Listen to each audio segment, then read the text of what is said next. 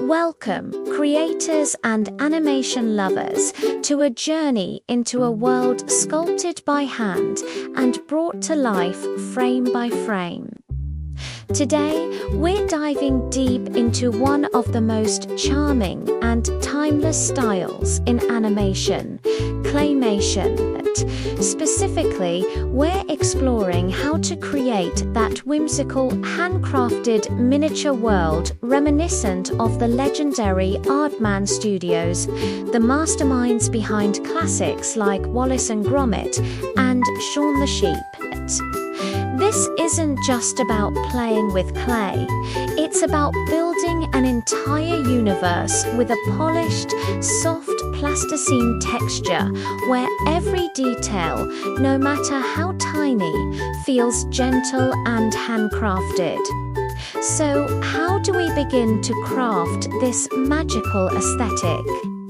It all starts with the texture. We're aiming for that distinct look of soft, polished plasticine.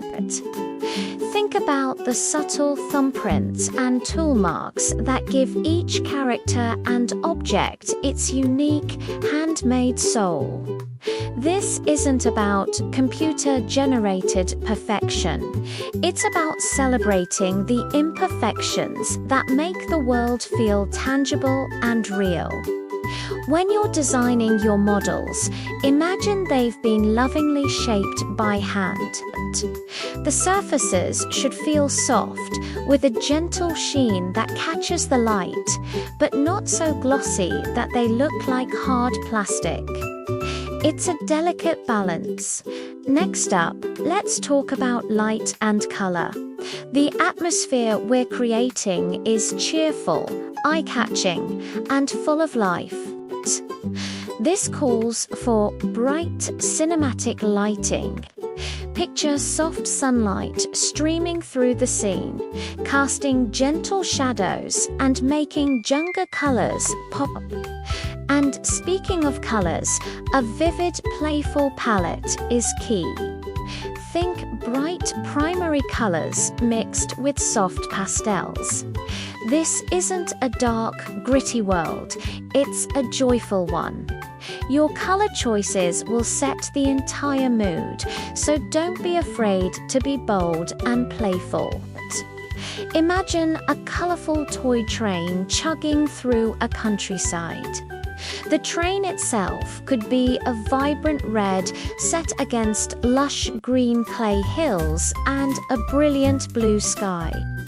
Now, let's bring our world to life with animation. The goal is to achieve that smooth and fluid feel of a 24 frames per second stop-motion production.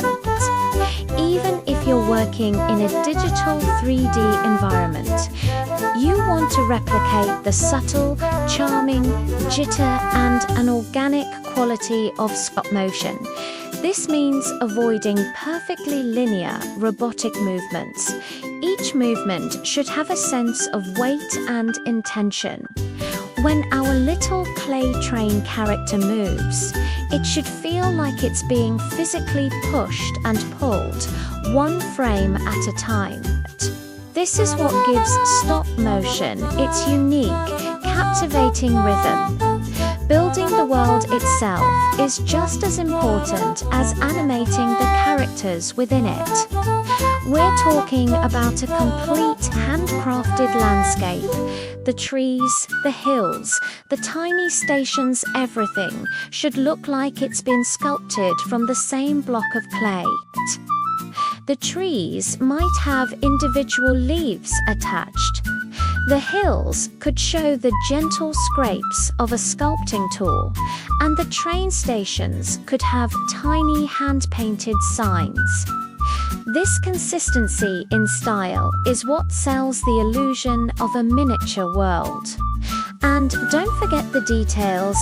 Little smiling passengers made of clay peeking out of the train windows add so much personality and life.